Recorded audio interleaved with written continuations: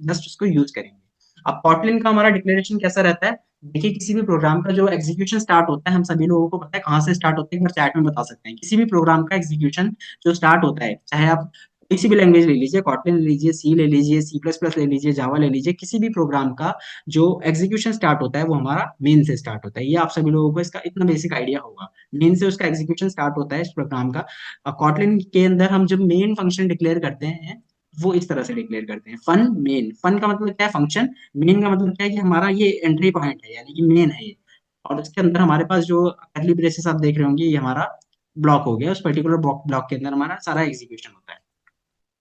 आगे लेकर के चलता हूँ, कॉटलिन के अंदर जो हम कोड लिखते हैं वो कंपाइल कैसे होता है, वो रन कैसे होता है, उसको थोड़ा सा देख लेते हैं। कुछ नहीं करना आपको। आपको क्या करना है, कॉटलिन के अंदर आपने कोड लिखा, मतलब किसी भी आपने एडिटर, कोड एडिटर के अंदर या टेक्स्ट एडिटर के अंदर, मान लीजिए बेसिक नोटपैड के अंदर भी आपने कुछ कोड लिखा। अब हम उसके अंदर हमें कॉटलिन के अंदर उसको रन करना है, यानी कि आउटपुट हमें देखना है। तो हम कैसे करेंगे? तो उसके लिए सबसे पहले रिक्वायरमेंट होती है आपके सिस्टम के अंदर Java compiler, Kotlin compiler install होना चाहिए। क्योंकि आपका कोड कंपाइल कैसे होगा? आपने लिख तो दिया उसको, लेकिन नोटपैड को पता कैसे है कि कंपाइल कहाँ करूँ, किस पर्टिकुलर उसके बेसिस पे करूँ, कंपाइलर के बेसिस पे करूँ? तो कॉटलिन सी या जावा सी आपके सिस्टम में इंस्टॉल होना चाहिए। और साथ ही साथ आपका जब कंपाइलर से भी सिर्फ काम नहीं चलेगा, कि ऐसा नहीं कि सिर्फ कोड कंपाइल आपने कर दिया और आपका काम हो गया। आपको आउटपुट देखना है सर उसका। आउटपुट देखना, आउटपुट आप कैसे देख सकते हैं? आपने कंपाइल तो कोड को कर दिया, लेकिन आपको अगर आउटपुट उसका शो करना है अपने आप को, तो वो हमारा जेवीएम के थ्रू होता है। जेवीएम क्या होता है, ज्यादा टेक्निकल उसमें टर्म्स में मैं नहीं जाऊंगा। इसको ऐसे समझिए, कॉटलिन का कोड आपने लिख दिया, उस बेशक नोटपैड में लिखा है, किसी भी एडिटर में लिख दिया कॉटलिन का कोड, उसको कंपाइल करा किसके थ्रू? कॉटलिन सी या जावा सी के थ्रू उसको कंपाइल कर दिया। अब हमें क्या करना है, उसको एग्जीक्यूट करना है।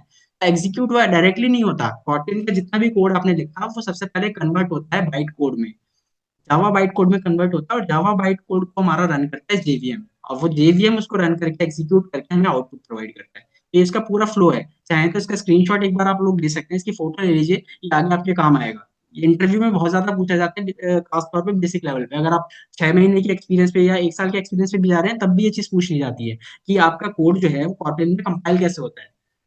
कॉटन में आपने लिख तो दिया, कंपाइल होके एग्जीक्यूट किस तरह से होता है, किस तरह से हमें आउटपुट दिखता है, उसके पीछे क्या क्या चीजें रहती हैं। तो आपका कुछ नहीं है, सबसे पहले आपका कोड आपने लिखा कॉटन में, किसी भी टेक्स्ट एडिटर में आप लिख सकते हैं। कंपाइल हुआ, वो कंपाइल होने के बाद वो बाइट कोड में कन्वर्ट हुआ। कंपाइलर क्या करता है, उसको बाइट कोड में कन्वर्ट करता है। बाइट कोड तो आपको समझ में नहीं आएगा कोड लेवल पे क्या लिखा हुआ है। आपको क्या चाहिए, उसका आउटपुट चाहिए। मान लीजिए 2 + 2 4 हो गया हमारा, बट आपको 4 अगर देखने को चाहिए, तो आपको सबसे पहले उस बाइट कोड को कन्वर्ट करना पड़ेगा ह्यूमन रीडेबल फॉर्म में। वो कैसे होता है, वो जेवीएम करता है। जेवीएम क्या करता है, बाइट कोड से हमारा आउटपुट निकाल करके हमको देता है। ठीक है, तो ये चीज आपको क्लियर हुई होगी। इसकी फोटो ले लीजिए, आगे काम आएगा आपके।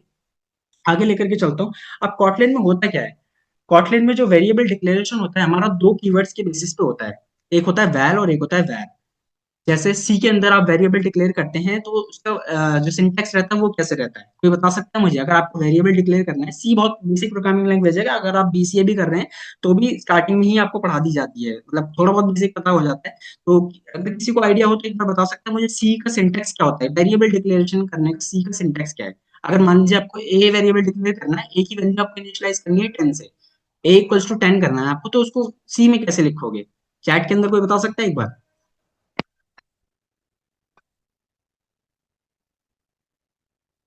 मैं वेट कर रहा हूँ, चैट के अंदर आप लोग लिख सकते हैं, क्योंकि मैंने स्टार्टिंग में बताया था थोड़ा सा इंटरेक्टिव सेशन को रखेंगे, ऐसा नहीं होना चाहिए एक तरह से लेक्चर लगे।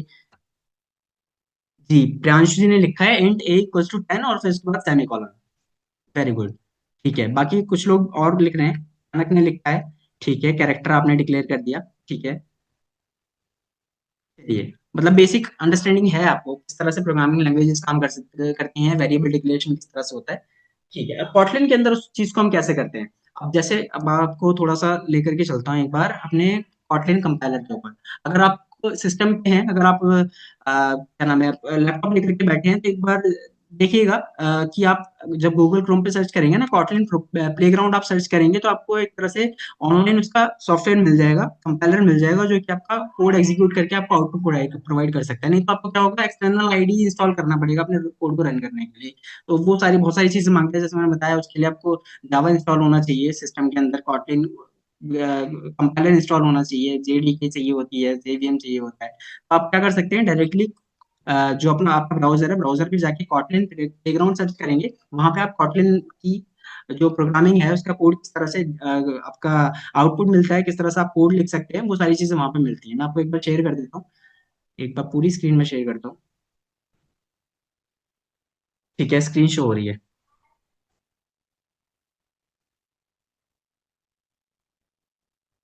कॉटलिन प्लेग्राउंड इस तरह से आप सर्च करेंगे ना, आपको यहाँ पे मिल जाएगा ये। यहाँ पे देख सकते हैं। अब मैंने बताया था आपको स्टार्टिंग में, किसी भी प्रोग्राम का जो एग्जीक्यूशन स्टार्ट होता है वो हमारा मेन से स्टार्ट होता है।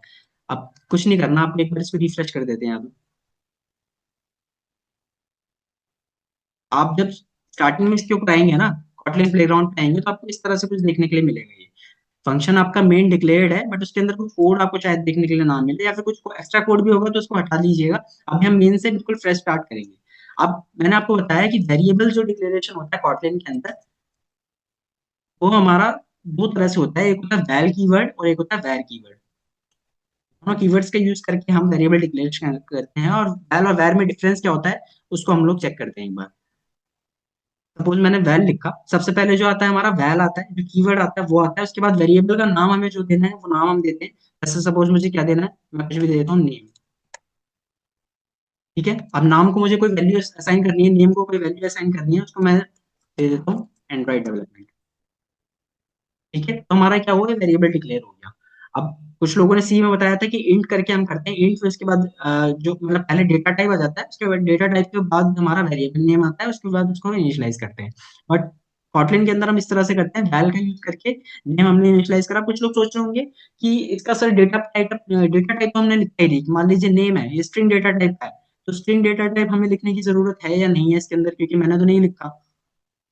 तो आप लिखना चाहें लिख सकते हैं, मैंडेटरी नहीं होता है इसके अंदर, क्योंकि मैंने क्या बताया था, कॉटलिन में हमारे पास टाइप इन्फेरेंस होता है। जो उसकी वैल्यू है, वैल्यू के बेसिस पे वो टाइप का पता लगा लेता है। आपने वैल्यू इसकी इनिशियलाइज जैसे ही करी ना एंड्रॉइड डेवलपमेंट, इसके अंदर कोटेशंस के अंदर, तो उसको अपने आप पता चल गया कि जो नेम है हमारा ये स्ट्रिंग टाइप का डेटा है। ठीक है, अब कुछ नहीं करना आपको। अगर सपोज आप प्रिंट करवाना चाहें इसको, तो कुछ नहीं करना, प्रिंट नाम हम कीवर्ड यूज करते हैं, प्रिंट, और इसके अंदर हम नेम टाइप कर देंगे, और फिर यहाँ से हम डायरेक्टली इसको रन कर देंगे। तो ये हमारा जो नेम था एंड्रॉइड डेवलपमेंट वो प्रिंट हो गया। अगर आप इसको सपोज डेटा टाइप चाहते हैं कि यार डेटा टाइप भी मुझे लिखना है अपनी अंडरस्टैंडिंग के लिए, तो इस तरह से हम लोग डेटा टाइप इसका मेंशन करते हैं। जो नेम है हमारा स्ट्रिंग टाइप का डेटा है, और इसके अंदर हमने स्ट्रिंग इनिशियलाइज कर दी। कॉलन, यानी कि जो वेरिएबल क्या नेम है उसके बाद कॉलन आपने लगाया, कॉलन के बाद जो डेटा टाइप है वो आपने लिखा, उसके बाद आपने प्रिंट करवा दिया। वैसे ही मैंडेटरी नहीं होता है, क्योंकि मैं बता चुका हूँ टाइप इन्फेरेंस इसके अंदर हमारे पास कॉटलिन में मिल जाता है। ये डायरेक्टली उसके वैल्यू के बेसिस पर टाइप का डेटा टाइप का पता लगा लेता है। अब वैल और वैर, बैक टू द टॉपिक हम वापस आते हैं कि वैल और वैर दोनों के बीच में डिफरेंस क्या होता है। वेरिएबल डिक्लेरेशन के दो तरीके हमारे पास होते हैं, एक तो वैल करके हम इसको डिक्लेयर कर सकते हैं, और एक वैर करके डिक्लेयर कर सकते हैं। तो दोनों के बीच में डिफरेंस क्या है वो देखते हैं। वैल क्या है, अगर सपोज वैल ही मैं इसको करता हूँ, वैल वेरिएबल्स जो होते हैं वो रीइनिशियलाइज नहीं हो सकते। आपने इसको एक बार वैल्यू असाइन कर दी, उसके बाद अगर आप नीचे आकर के चाहते हैं कि भाई पहले नेम जो था वो एंड्रॉइड डेवलपमेंट था, अब मैं नेम की वैल्यू को रीइनिशियलाइज करके कर देता हूँ iOS डेवलपमेंट, तो आप देखेंगे, इसको रन करके देखते हैं एक बार। देखिए, वैल कैन नॉट बी रीअसाइंड।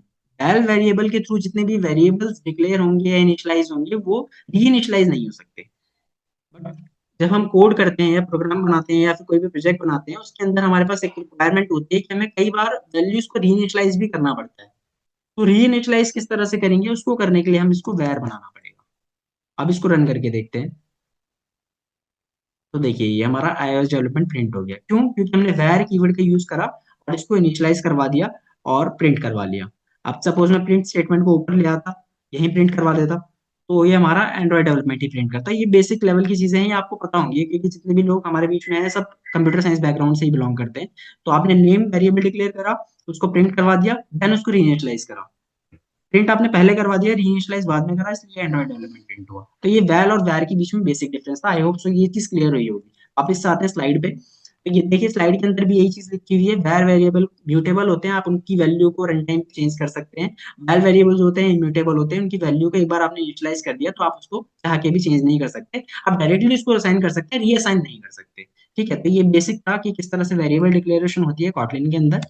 आगे लेकर के चलता हूँ। कॉटलिन के अंदर जो डेटा टाइप्स होते हैं वो बाकी सारी लैंग्वेजेस की तरह हमारे पास इंट होता है, इंटीजर डेटा टाइप होता है, डबल होता है, बूलियन होता है, कैर होता है, स्ट्रिंग होता है, फ्लोट होता है। आपको स्क्रीन के ऊपर दिख रहा होगा। बाकी लैंग्वेजेस की तरह ही डेटा टाइप सब जगह सेम ही रहता है, ठीक है, int, double, boolean, char, string, float. But कुछ जगह क्या होता है, जो हमारा इंट है, इंटीजर पूरा आ जाता है, नाम जो है उसका वेरिएबल डिक्लेयर करते हुए जो डेटा टाइप हम मेंशन करते हैं, इंटीजर पूरा आ जाता है। कुछ जगह पे हम सिर्फ इंट लिखते हैं, कुछ जगह पे बूलियन की जगह हम बूल लिखते हैं। तो वो सारी चीजें हैं, बस ये थोड़ा बहुत सिंटैक्टिकल डिफरेंस रहता है, बाकी डेटा टाइप इसके अंदर भी सेम ही है। डेटा टाइप्स किस तरह से डिक्लेयर होते हैं मैं एक बार बता देता हूँ। ठीक है, नेम है, नेम हमने प्रिंट करा दिया। अब सपोज वैल, और मुझे कुछ भी वो अपना नंबर प्रिंट कराना है, नंबर इक्वल्स टू 5, 5 कर दिया। अब इसके अंदर भी टाइप इन्फ्लुएंस है, अब कुछ नहीं करना आपको, कॉलन लगा के इंट करा, ये आपका नंबर इनिशियलाइज हो गया। अब इसको नंबर को मुझे प्रिंट करवाना है, नंबर में प्रिंट करवा सकता हूँ यहाँ पे, ये 5 हमारा प्रिंट हो गया। ठीक है, अब आप देख सकते हैं कि इसका डेटा टाइप भी मुझे अगर देना है तो मैंने कॉलन लगाया, कॉलन लगाने के बाद इंट डेटा टाइप मैंने दिया, उसके बाद नंबर इनिशियलाइज कर दिया। अगर मैं इसको हटा भी देता हूँ तब भी ये एग्जीक्यूशन हमारा सेम रहेगा, क्योंकि मैं बता चुका हूँ टाइप इन्फेरेंस, टाइप के बेसिस पे उसके डेटा टाइप, वैल्यू के बेसिस पे उसके टाइप का पता लगा लेता है वो। ठीक है, तो ये सारे जो हमारे जितने भी आप डेटा टाइप्स देख रहे हैं, इसको एक बार खुद से भी थोड़ा एक्सप्लोर कीजिएगा। मैं डिफरेंस बता देता हूँ। इंट क्या है, किसी भी इंटीजर वैल्यू के लिए यूज होता है। डबल क्या है, डबल डेसिमल वैल्यूज के लिए यूज होता है। फ्लोट भी डेसिमल वैल्यूज के लिए यूज होता है। अब डबल फ्लोट में डिफरेंस क्या है, आप सभी लोगों को पता होगा। फ्लोट जो होता है हमारा, वो कम साइज ऑक्यूपाई करता है, डेसिमल के बाद ऑलमोस्ट 7 डिजिट्स तक वो जाता है, लेकिन डबल के अंदर हमारी वैल्यूज डबल हो जाती है, वो 14 15 तक ले लेता है। फ्लोट जो है हमारा स्पेस भी कम ऑक्यूपाई करता है, फ्लोट के अंदर जितना जो आपका 32 बिट्स है, और डबल के अंदर थोड़ा सा स्पेस ज्यादा लेता है, वो 64 बिट्स लेता है, क्योंकि कैरेक्टर लिमिट बढ़ जाती है थोड़ी। बूलियन है हमारा, बूलियन ट्रू या फॉल्स हमारा रिटर्न करता है, सिर्फ कैरेक्टर है या फिर स्ट्रिंग है, स्ट्रिंग मैंने दिखा दिया आपको, इंट दिखा दिया। वो सारी चीजें हैं, बूलियन कंडीशनल बेसिस पे हम लोग यूज करेंगे आगे इफ एल्स स्टेटमेंट में, वो आपको आगे सारी चीजें क्लियर हो जाएंगी। तो ये बिल्कुल बेसिक था, आगे लेकर के चलता हूँ। ऑपरेटर्स क्या होते हैं, ऑपरेटर्स भी हम लोगों को पता है। बाकी लैंग्वेजेस की तरह इसके अंदर भी ऑपरेटर्स होते हैं, प्लस माइनस, डिवीजन, मॉड्यूलस, ये सारी चीजें इसके अंदर भी होती हैं। कंपैरिजन ऑपरेटर इसके अंदर भी होता है, बाकी लैंग्वेजेस में आप देखते हैं greater than, equals to, greater than, less than, equals to, ये सारी चीजें इसके अंदर है। इंक्रीमेंटल ऑपरेटर आपको इसके अंदर भी मिल जाता है। अगर मान लीजिए आपको किसी वेरिएबल की वैल्यू को, इंटीजर वेरिएबल है उसकी वैल्यू को 1 से इंक्रीमेंट करना है, तो प्लस प्लस आपने लगा दिया, तो वो एक एक के बाद एक को इंक्रीमेंट करता रहेगा, माइनस माइनस कर दिया तो आपने एक एक करके वो माइनस करेगा। ये सारी चीजें हैं इसके अंदर। आगे लेकर के चलता हूँ, फंक्शन क्या होता है, फंक्शन थोड़ा समझते हैं।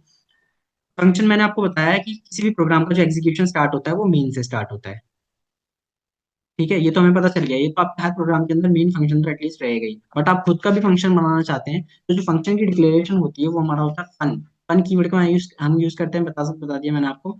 अब मान लीजिए फन के बाद हमें कुछ नहीं करना, मुझे कुछ वैल्यू प्रिंट करानी है, मैंने फंक्शन का नाम दिया प्रिंट वैल्यू। ठीक है, ये हमारा खुद का फंक्शन डिक्लेयर हो गया। अब क्या प्रिंट कराना है, प्रिंट करवा देता हूँ मैं।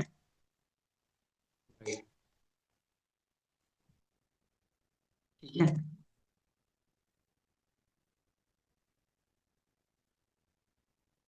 देखिए यहाँ यहाँ पे हुआ क्या, कुछ लोग समझ पा रहे होंगे। फन मेन किसी भी प्रोग्राम का एग्जीक्यूशन मेन से स्टार्ट होता है। सबसे पहले वो कहाँ गया, मेन पे गया, मेन पे जाकर के उसने चेक करा, अरे यहाँ पे तो एक एक्सटर्नल फंक्शन कॉल हो रहा है।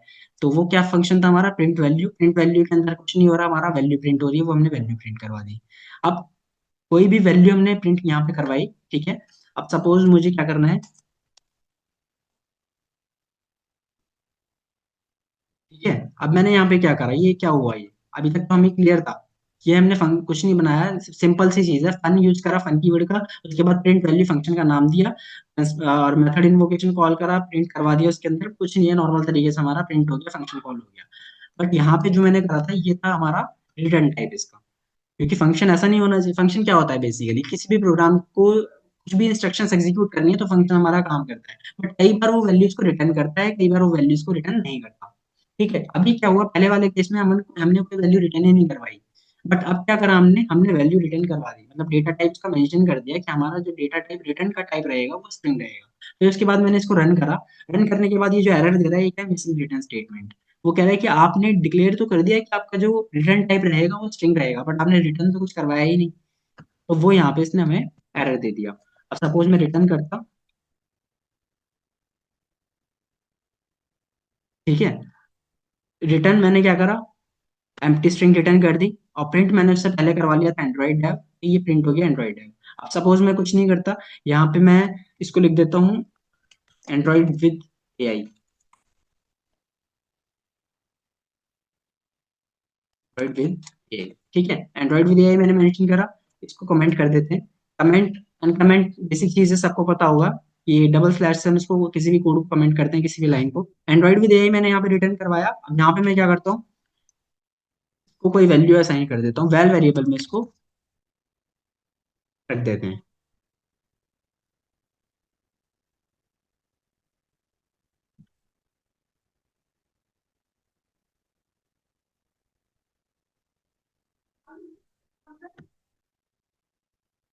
ठीक है, Android with AI.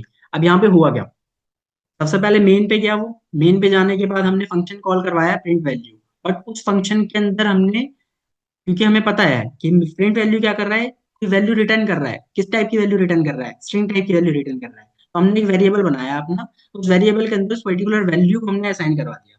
Value one नाम से एक वेरिएबल बनाया। कुछ लोग सोच रहे हैं कि वैल्यू वन क्यों रखा, क्योंकि वैल्यू मैंने पहले टाइप करा था, तो आप देख सकते हैं वैल्यू जो है रिजर्व कीवर्ड है। तो यहाँ पे ये हमारी एप्लीकेशन क्रैश होने का बहुत ज्यादा चांसेस बढ़ जाते हैं। रिजर्व कीवर्ड हम कभी भी यूज नहीं करते वेरिएबल डिक्लेरेशन के लिए, आप सभी लोगों को पता होगा। नेम स्पेस कन्वेंशन आप लोगों को पता होगा कि किसी भी वेरिएबल को या किसी भी पर्टिकुलर फंक्शन का नाम जब हम देते हैं तो उसको कैमलियन केस में देते हैं। कैसे देते हैं, कि मान लीजिए पहला जो लेटर रहता है हमारा वो स्मॉल रहता है, उसके बाद अगर मान लीजिए मुझे कुछ नहीं लिखना है, एक एंड्रॉइड डेवलपमेंट नाम से एक फंक्शन बनाना है, एंड्रॉइड डेवलपमेंट, तो इसको मैं किस तरह से लिखूंगा, एंड्रॉइड और डेवलपमेंट। किसी भी वेरिएबल या फंक्शन की जो डिक्लेरेशन रहती है कुछ इस टाइप से रहती है। ये आप सभी लोगों को आइडिया है होगा इस चीज का। तो यहाँ पे वैल्यू मैंने पहले नाम दिया था, बट वैल्यू रिजर्व कीवर्ड था, इसने मुझे हाईलाइट कर दिया, तो मैंने इसका नाम कर दिया वैल्यू वन। फिर मैंने क्या करा, प्रिंट वैल्यू की वैल्यू को वैल्यू वन वेरिएबल के अंदर असाइन करा, एंड देन इसको प्रिंट करवा दिया। तो ये सिंपल सा हमारा एंड्रॉइड विद एआई यहाँ पे प्रिंट हो गया। क्यों, क्योंकि हमने स्ट्रिंग जो रिटर्न करवाई थी वो एंड्रॉइड विद एआई रिटर्न करवाई थी। तो ये इतना सिंपल था, इसमें कुछ नहीं था। फंक्शन आपने देख लिया, कुछ नहीं करना होता। फन नाम से हमने फंक्शन डिक्लेयर करा और रिटर्न टाइप उसका दे दिया, हमने वैल्यू डायरेक्टली रिटर्न करवा दी। इस तरह से हमारा फंक्शन डिक्लेरेशन होता है। आगे लेकर के चलता हूँ। एरे क्या होता है, एरे हम सभी लोगों को पता है किस तरह से काम करता है। एरे जो होता है फिक्स साइज की एरेज होती है हमारी, सेम सिमिलर डेटा टाइप की। और एरे के अंदर हम मल्टीपल वैल्यूज को स्टोर करवा सकते हैं, चाहे वो कैरेक्टर हो, स्ट्रिंग हो, इंटीजर हो। तो और एरे के ऊपर हम लूप लगा करके कुछ भी हमारा एग्जीक्यूशन है या फिर कोई भी चीज हमें परफॉर्म करानी है वो करवा सकते हैं। वो आगे चल करके देखेंगे किस तरह से चीजें होती हैं।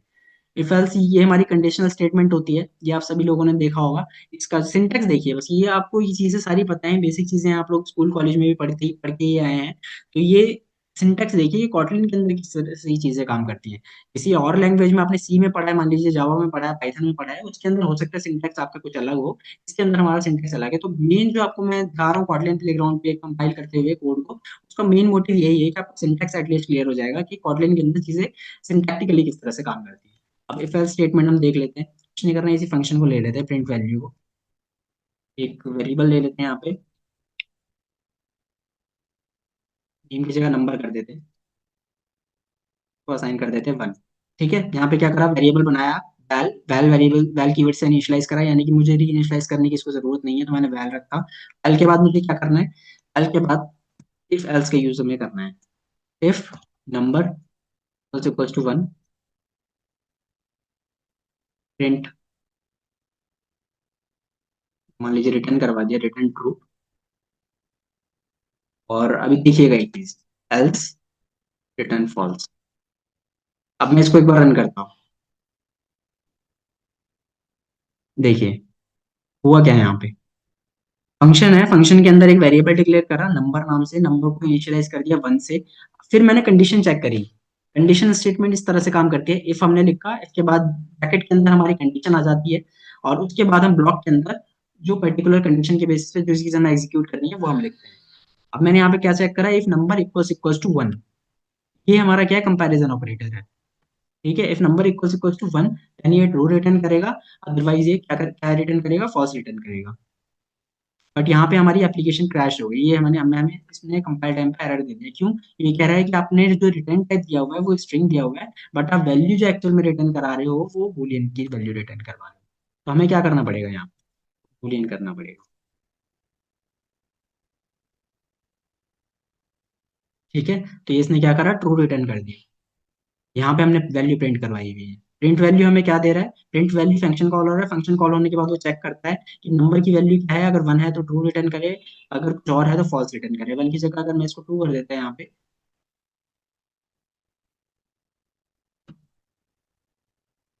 तो इसने क्या करा, फॉल्स रिटर्न करा। तो इस तरह से ये काम करता है हमारा कंडीशनल स्टेटमेंट इफ एल्स के बेसिस पे। और अगर मान लीजिए कई बार क्या होता है, तीन कंडीशंस होती हैं, ठीक है। तीन कंडीशन किस तरह से काम करती हैं, तीन केस बन जाते हैं हमारे एल्स इफ।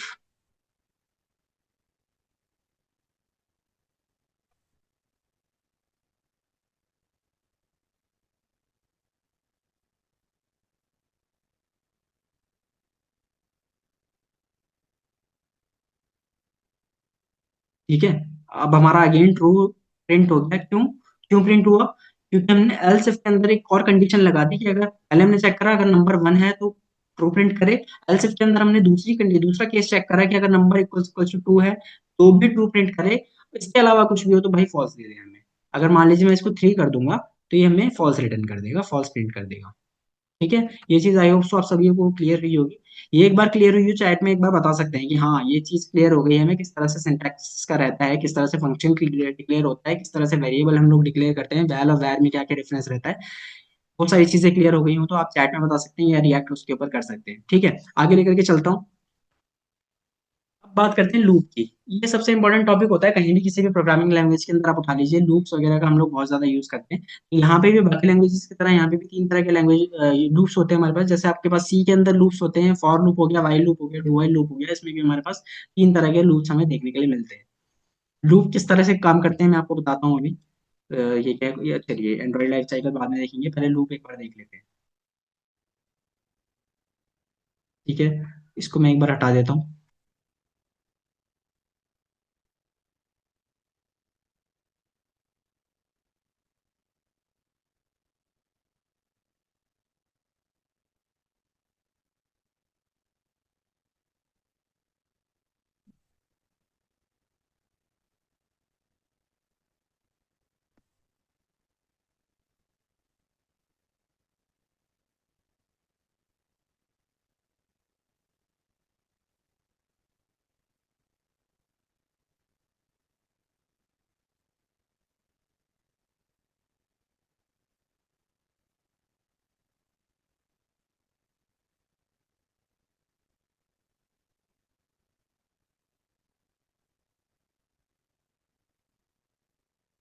ठीक है, एरे के ऊपर हमने उस टाइम पे बात नहीं करी थी, बट लूप हमें कहाँ पे चलाना है, किसी ना किसी लिस्ट पे, किसी न किसी एरे पे हम लोग लूप चलाते हैं। तो यहाँ पे इसलिए लास्ट टाइम पे जब एरे के बारे में आया था मैंने आपको क्लियर नहीं करा था, क्योंकि वो हम लूप्स के अंदर ऑलरेडी देखने वाले थे। तो यहाँ हमने क्या करा, सबसे पहले देखते हैं प्रिंट वैल्यू फंक्शन के अंदर। पहले जो रिटर्न विटर्न करवा रहे थे वो आपको समझाने के लिए था, डायरेक्टली हमने क्या करा, फंक्शन के अंदर कोड एग्जीक्यूट करवा दी, रिटर्न कुछ भी नहीं कराया, वहीं के वहीं एरे इनिशियलाइज करी और वहीं के वहीं उसको रिटर्न करवा दिया। क्या क्या रिटर्न करवाया, इंडेक्स जीरो की वैल्यू को।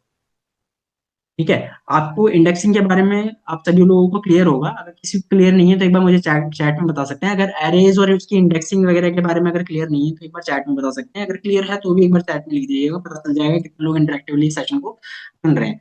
एरे क्या होता है, लिस्ट क्या होता है, किस तरह से वर्क करता है, देखिए सिंटेक्स में इसका भी समझाऊंगा आपको किस तरह से काम कर रहा है, बट बेसिक अंडरस्टैंडिंग एरेज की और लिस्ट की हमें होनी चाहिए कि लिस्ट किस तरह से काम करती है, लिस्ट के अंदर आइटम्स किस तरह से ऐड होते हैं। सब चीजें किसी ना किसी लैंग्वेज के अंदर बेसिकली आपने देखा हो। ऐसा नहीं होना चाहिए कि बिल्कुल आपको नयापन लग रहा हो इसके अंदर कि ये क्या कर दिया एकदम से। ठीक है,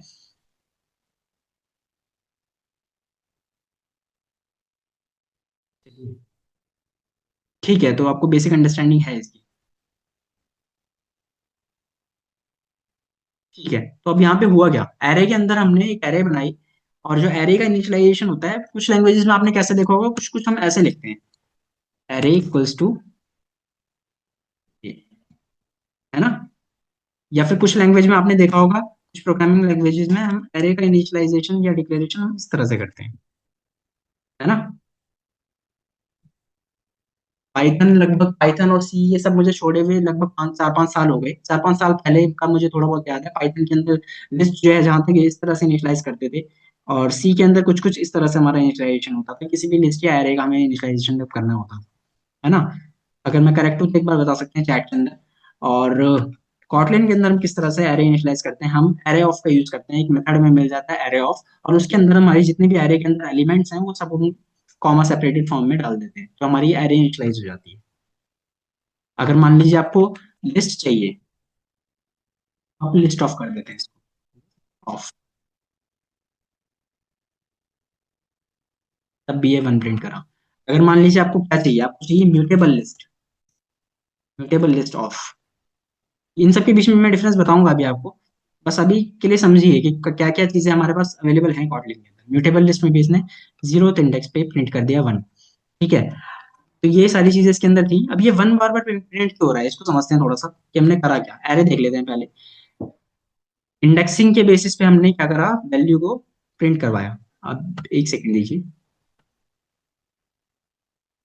ठीक है, हमारे बीच में है कुछ लोग जो कह रहे हैं कि मुझे आइडिया नहीं है कि एरे क्या होता है। ठीक है, मैं एक बार बता देता हूँ एरे क्या होता है। एरे कुछ नहीं होता, सिमिलर डेटा टाइप के एलिमेंट्स का कलेक्शन आप उसको कह सकते हो, विद फिक्स्ड साइज। एरे की सिंपल सी डेफिनेशन ये है, कहीं भी इंटरव्यू में पूछ लिया जाए, किसी पेपर में पूछ लिया जाए, सिर्फ ये लिखिएगा कि array is a collection of similar elements of having similar data types with a fixed size. Array आपका हो जाएगा, आपका 2 नंबर का क्वेश्चन जो बन जाएगा इसके अंदर। ठीक है, तो एरे क्या होती है, हमारी collection of elements having similar data type. अब यहाँ पे क्या है, कलेक्शन, ये पूरा कलेक्शन है हमारा। ठीक है, और एलिमेंट्स क्या है, एलिमेंट्स है 1 2 3 4 5, having similar data type. Similar data type क्या है, डेटा टाइप है हमारा इंटीजर। इंटीजर कैसे, 1 है हमारा इंटीजर वैल्यू है, 2 है हमारा इंटीजर वैल्यू है, 3 इंटीजर वैल्यू है, 5 इंटीजर वैल्यू है। तो सिमिलर डेटा टाइप है। फिक्स साइज क्यों है, क्योंकि हमने फिक्स बना दी। अब मैं एरे के अंदर कोई एलिमेंट अगर ऐड करना चाहूंगा ना, एरे डॉट ऐड करके, मान लीजिए मैंने वन ऐड कर दिया इसके अंदर, फिर उसके बाद रन करता हूँ इसको, तो देखिए अनरिजॉल्व रेफरेंस, उसके पास एरे के अंदर वो मेथड ही नहीं होता ऐड करने का। एरे आपने एक बार इनिशियलाइज कर दी, उसके बाद आप उसके अंदर आइटम कोई ऐड नहीं कर सकते। इसने पहले ही स्पेस ऑक्यूपाई कर लिया कितने का, इसने एरे आपकी इनिशियलाइज हो गई कि भाई एरे जो है हमारी 5 एलिमेंट्स के एरे है, अब 5 से ज्यादा छठवां इसके अंदर इंसर्ट नहीं हो सकता। डायरेक्टली आप यहाँ पे कर सकते हो, एक बार इनिशियलाइज हो गई उसके बाद आप ऐड मेथड का यूज करके यहाँ पे ऐड नहीं कर सकते। ठीक है, ये आपको क्लियर हुआ होगा। तो इसके कुछ जो पॉइंट्स हैं वो है हमारे एरे जो होती है collection of elements having similar data type. जो दूसरा पॉइंट है इसका हमारा, वो क्या है, हैविंग फिक्स्ड साइज। एरे की जो दो मेन प्रॉपर्टी होती है ना, वो ये दो प्रॉपर्टी होती है। कहीं भी आपसे पूछ लिया जाए, किसी ने पूछा था एरे क्या होता है, तो एरे आपको यहाँ से क्लियर हुआ होगा।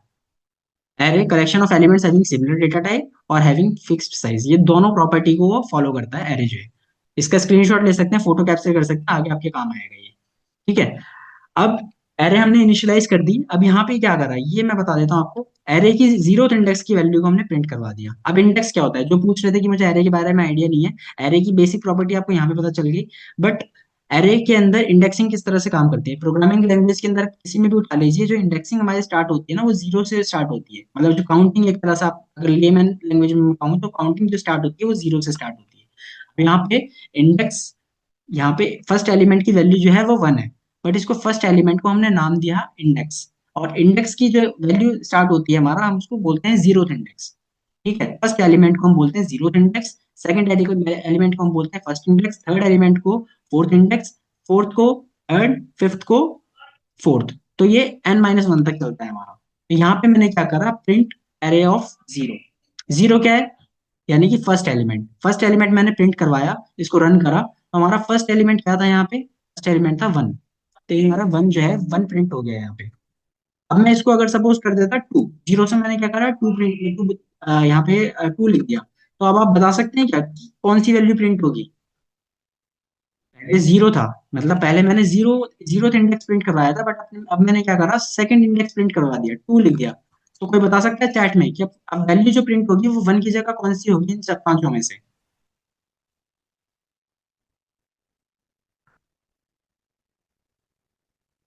जी एग्जैक्टली, खनक ने लिखा है थ्री। एक बार रन करते हैं,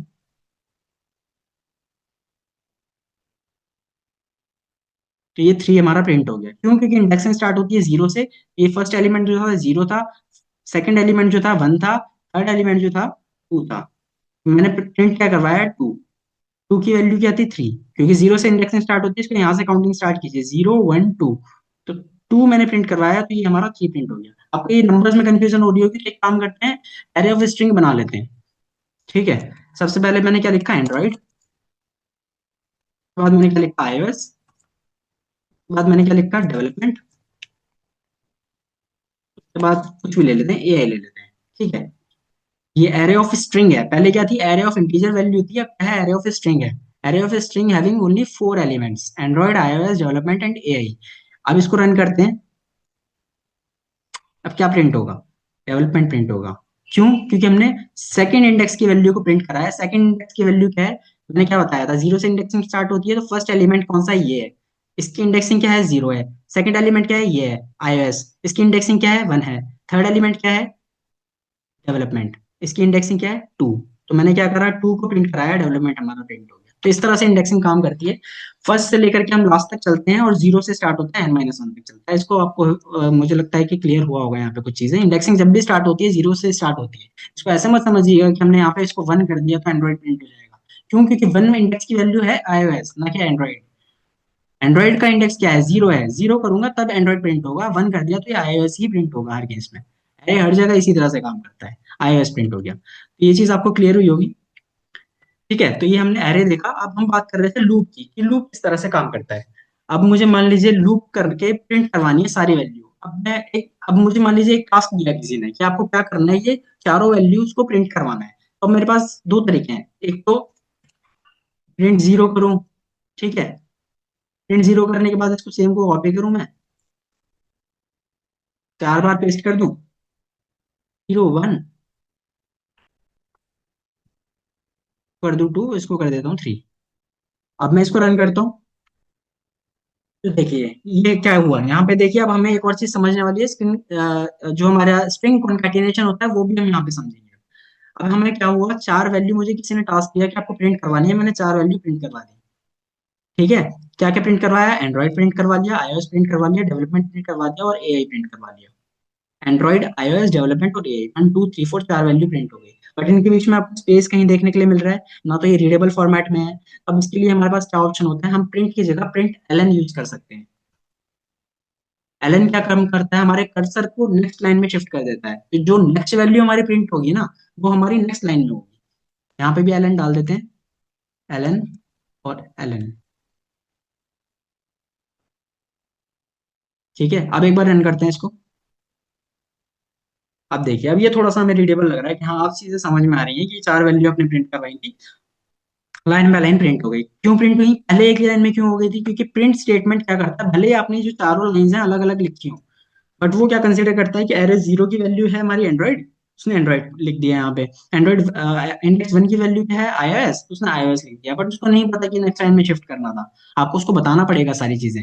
अगर आपने उसको प्रिंट एलन कर दिया तो उसको पता चल गया कि भाई प्रिंट करनी है वैल्यू, कौन सी वैल्यू प्रिंट करनी है, इंडेक्स जीरो की वैल्यू आपको प्रिंट करनी है। और एलन मतलब क्या है, इंडेक्स जीरो की वैल्यू को प्रिंट करो, नेक्स्ट लाइन में कर्सर मूव कर दो। इसी तरह से फिर क्या हुआ, नेक्स्ट लाइन में कर्सर मूव करने के बाद उसने print LN array one. Array one क्या है, iOS है। ठीक है, iOS उसने प्रिंट करा, और एलन लगा रखा है, तो उसने क्या करा, प्रिंट करो, नेक्स्ट लाइन में कर्सर मूव कर दो, तो नेक्स्ट लाइन में हमारा डेवलपमेंट आ गया। उसके बाद क्या करा, प्रिंट एलन, इसने क्या करा, देखा कि कौन सी वैल्यू है, डेवलपमेंट है, डेवलपमेंट प्रिंट करा, नेक्स्ट लाइन में कर्सर मूव कर दिया। तो इस तरह से हमारा प्रिंट एलन और प्रिंट के बीच में आपका डिफरेंस आ गया। ये इस तरह से काम करता है। प्रिंट एलन, प्रिंट क्या करता है, एक लाइन में सब कुछ प्रिंट कर देगा, उसको नहीं पता कि नेक्स्ट लाइन में भी मूव करना था। प्रिंट एलन क्या करेगा, लाइन ब्रेक के लिए काम करता है, क्या करता है, उस पर्टिकुलर स्टेटमेंट को प्रिंट करेगा, कर्सर को नेक्स्ट लाइन में मूव कर देगा, उसके बाद जितनी भी एग्जीक्यूशन या जितना भी प्रिंट आपका काम करेगा वो नेक्स्ट लाइन में काम करेगा। ये चीज क्लियर हुई। एक बार कमेंट में, चैट में लिख दीजिएगा ये क्लियर हुआ हो, तो फिर उसके बाद मैं आपको बताता हूँ लूप किस तरह से करते हैं हम एरे के ऊपर। ठीक है,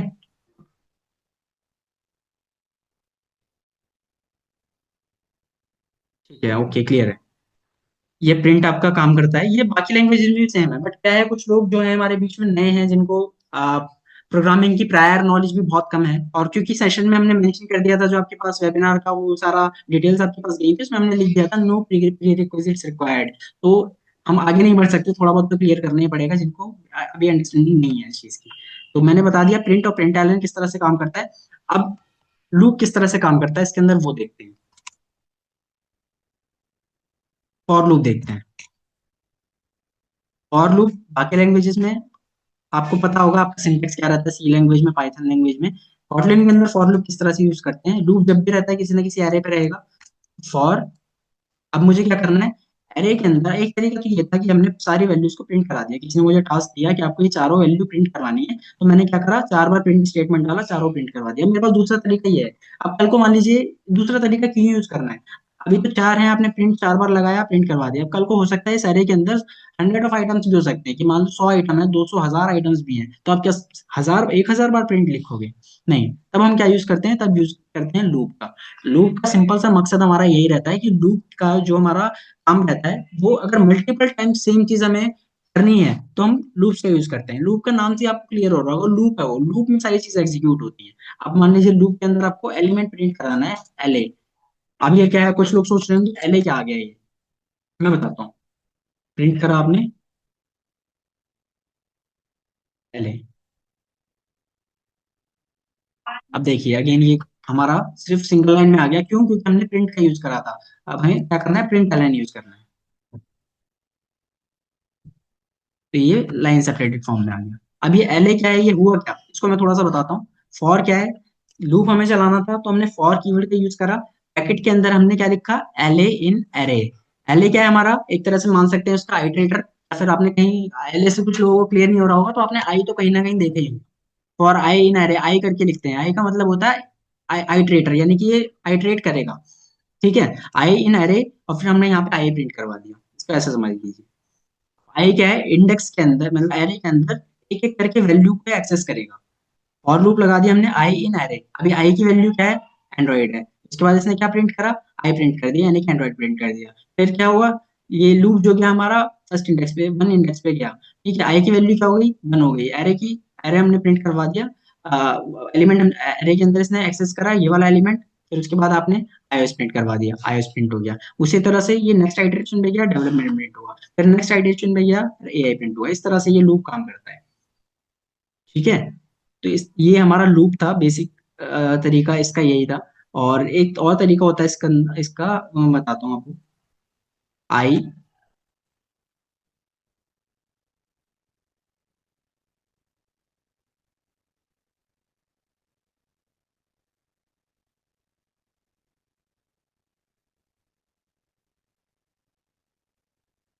ये देखिए ये क्या हुआ।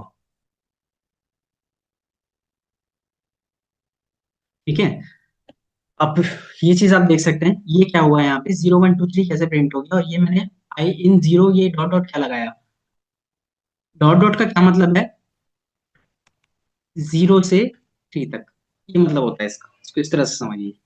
अब मुझे क्या करना है, अगर मुझे वैल्यू प्रिंट करानी है 0 से 3 तक, 0 1 2 3 मैंने सारे प्रिंट करवा ली, और ये इस तरह से काम करता है। बट हम क्या करते हैं, कॉटलिन के अंदर स्पेसिफिकली ये लेस देन इक्वल्स टू यहाँ पे यूज नहीं करते। ये हम क्या करते हैं, यहाँ पे डॉट डॉट, 2 डॉट लगा देते हैं, तो ये समझ जाता है कि हाँ 0 से 3 तक जाएगी वैल्यू, 0 से 3 तक जाएगी। अब हमने क्या करा, लूप लगा रखा है, आइटरेटर बना रखा है, तो प्रिंट करवा दिया हमने एक एक करके सारी वैल्यूज। पहले 0 प्रिंट करा उसने, फिर नेक्स्ट आइटरेशन पे गया, फिर 1 प्रिंट करा, नेक्स्ट आइटरेशन पे गया, 2 प्रिंट करा, नेक्स्ट आइटरेशन पे गया, 3 प्रिंट करा। 0 1 2 3 उसने 4 एलिमेंट्स हमारे प्रिंट कर दिए। बट हमें क्या चाहिए था, हमें चाहिए था कि ये एरे की वैल्यू प्रिंट हो। अब मैं क्या कर सकता हूँ, एरे ऑफ आई कर सकता हूँ इसको।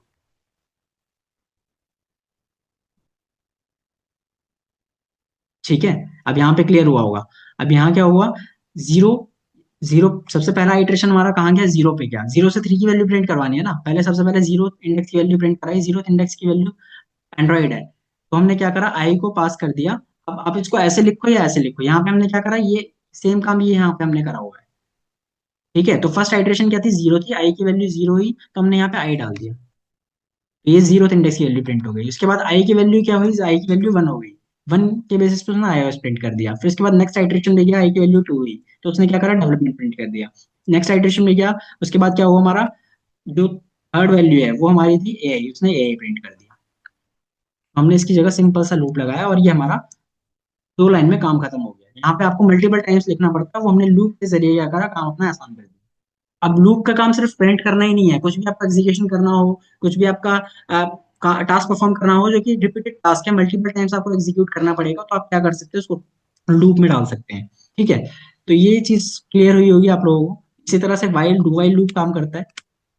आगे लेकर के चलता हूँ। अब बात करते हैं एंड्रॉइड के कुछ बेसिक कॉन्सेप्ट्स की। अब देखिए कॉटलिन का हमने बेसिक देख लिया आइडिया, क्योंकि कॉटलिन का मैं सोच के यही आया था कि कॉटलिन लैंग्वेज थोड़ा सा 1 घंटे के अंदर ही हम लोग कवर करेंगे, इससे ज्यादा अगर टाइम मैं इसको दूंगा तो बैक सेशन हमारा मिस आउट हो जाएगा। तो अगर आपको इसके अंदर कुछ भी डाउट हो, देखिए हमने क्या क्या क्या क्लियर करा, एरे हमने देख ली। अच्छा, लिस्ट और म्यूटेबल लिस्ट का डिफरेंस मैं आपको एक बार बता देता हूँ। लिस्ट एरे हमने बनाई थी, फिर उसके बाद मैंने लिस्ट ऑफ भी करा था। एरे लिस्ट हमारे पास 3-4 तरह की होती है। इसको एक बार मैं लिख देता हूँ यहाँ पे, आप स्क्रीनशॉट लिख सकते हैं। एक होता है हमारे पास कॉटलिन के अंदर एरे, एक होता है हमारे पास इम्यूटेबल लिस्ट, एक होता है हमारे पास mutable list. Array, immutable list, mutable list, ठीक है। ये तीन हमारे पास मेन चीजें हैं जो कि एंड्रॉइड के अंदर, कॉटलिन के अंदर हम लोग यूज करते हैं। अब इनके बीच में डिफरेंस क्या है? आप मान लीजिए इसको लिस्ट, पहले आपने क्या करा था, पहले हमने इसको करा था एरे ऑफ। एरे ऑफ करने के बाद हमने क्या करा, वैल्यूज को प्रिंट करवा लिया एरे के अंदर, तो ये हमारी वैल्यूज प्रिंट हो गई। अगर मैं इसको एरे ऑफ की जगह लिस्ट ऑफ कर देता हूँ, लिस्ट ऑफ, अब मैंने प्रिंट करवाया, सेम वैल्यू प्रिंट हुई। अब मैंने क्या करा इसको, लिस्ट क्या है बेसिकली, ये इम्यूटेबल लिस्ट है। जब हम सिर्फ लिस्ट लिखते हैं तो ये इम्यूटेबल लिस्ट है। अब मैंने क्या करना है, इसको म्यूटेबल लिस्ट बनाना है। मैंने क्या लिखा, म्यूटेबल लिस्ट। म्यूटेबल लिस्ट बनाया, उसको प्रिंट करा, सेम वैल्यू प्रिंट हुई।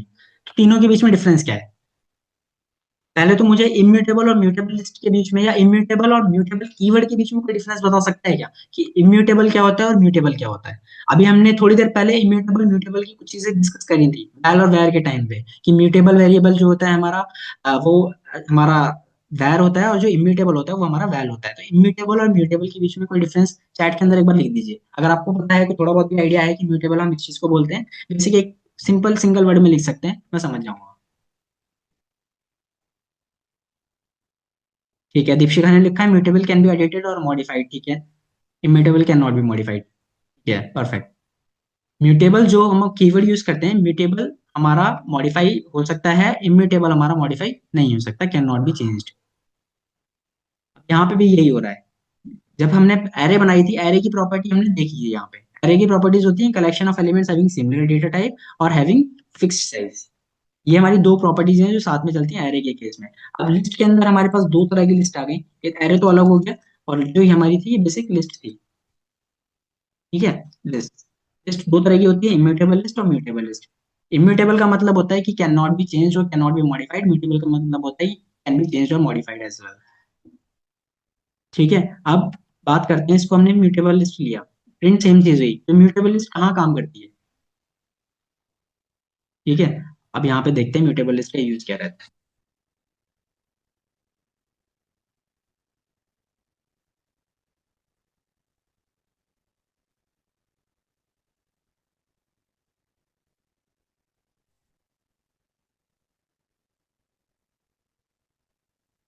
देखिए क्या हुआ यहाँ पे,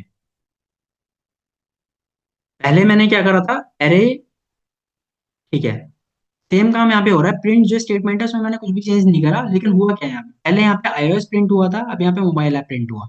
क्यों प्रिंट हुआ?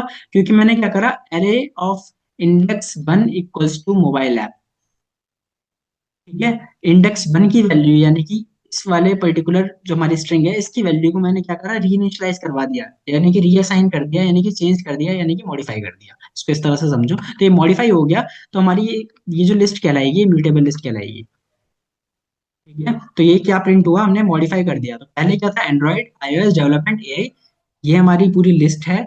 उसके बाद मैंने क्या करा, इंडेक्स वन की वैल्यू को रीइनिशियलाइज कर दिया या चेंज कर दिया, एंड्रॉइड iOS की जगह फिर इसको कर दिया मोबाइल ऐप, फिर डेवलपमेंट, फिर एआई। तो ये हमारा जो प्रिंट हुआ, ये एंड्रॉइड, मोबाइल ऐप, डेवलपमेंट और एआई प्रिंट हो गया। अभी यहीं पे अगर मैं इसको करता, सपोज म्यूटेबल लिस्ट हटा के सिर्फ नॉर्मल लिस्ट लेते हैं, ये देखिए एरर दे दिया इसने। एरर क्यों दिया?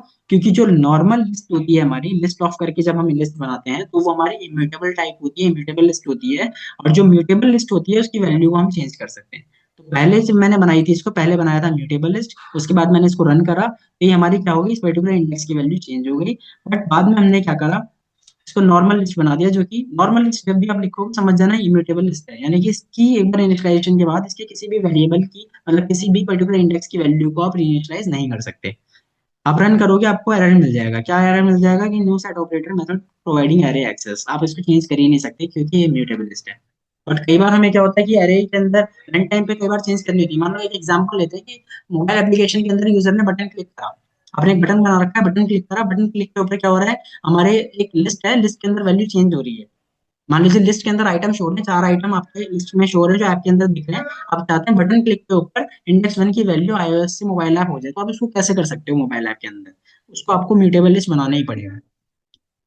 ठीक है, तो हमारे पास तीन चीज हमने देखी, एरे होता है, इम्यूटेबल लिस्ट होता है, म्यूटेबल लिस्ट होता है। ज्यादातर जो हम यूज करते हैं इसके अंदर अपने एंड्रॉयड डेवलपमेंट के अंदर, वो हमारी म्यूटेबल लिस्ट यूज होती है या फिर हमारी एरे यूज होती है। इम्यूटेबल लिस्ट का इतना ज्यादा हम यूज नहीं करते, क्योंकि एरे वो वाला काम कर देती है, लगभग उतना ही साइज ऑक्यूपाई करती है। तो लिस्ट जो इम्यूटेबल लिस्ट है उसकी जगह हम एरे को ज्यादा प्रेफर करते हैं। और या फिर अगर हमारी रिक्वायरमेंट होती है कि इन फ्यूचर हमारी वैल्यूज चेंज हो सकते हैं, तो हम क्या करते हैं, उसको म्यूटेबल लिस्ट बना देते हैं। ठीक है, तो ये आपको क्लियर हुआ होगा। ये तीन तरह की लिस्ट हमने देखी। आपको क्लियर हुई है अगर चीजें, तो एक बार चैट में लिख दीजिए। सबसे पहले हमने देखा फंक्शन क्या होता है, फंक्शन डिक्लेरेशन किस तरह से होता है, मेन किस तरह से काम करता है, मेन के अंदर हम अपना फंक्शन किस तरह से कॉल करा सकते हैं, इसको बोलते हैं फंक्शन कॉलिंग। उसके बाद अरेज किस तरह से काम करता है, लूप किस तरह से काम करता है, तो वो सारी चीजें हमने देखी।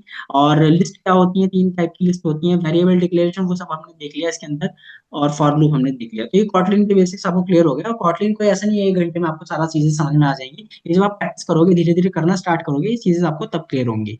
तो इसको करना स्टार्ट कीजिएगा। और बहुत सारी चीजें हैं कॉटलिन के अंदर, तो अभी बेसिक लेवल की आपको आई होप सो की अंडरस्टैंडिंग मिल गई होगी कि हाँ किस तरह से चीजें काम कर रही हैं। ठीक है, आप एक बार लिख सकते हैं चैट के अंदर अगर सारी चीजें क्लियर हुई हैं कॉटलिन के रिलेटेड, जो बेसिक है कि हाँ चलो एटलीस्ट सिंटेक्स हमें पता चल गया कि कॉटलिन के अंदर किस तरह से हम काम करते हैं। बाकी कुछ चीजें जब हम रन टाइम पे एंड्रॉइड के ऊपर प्रोजेक्ट बनाएंगे ना अभी, वो आपको तब क्लियर हो जाएंगी। आगे लेकर के चलता हूँ।